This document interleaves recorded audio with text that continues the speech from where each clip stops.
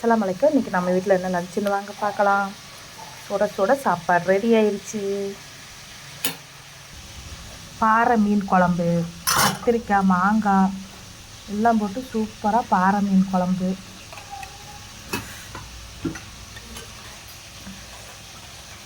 சூப்பராக பாறை மீன் குழம்பு, கத்திரிக்காய், மீன்,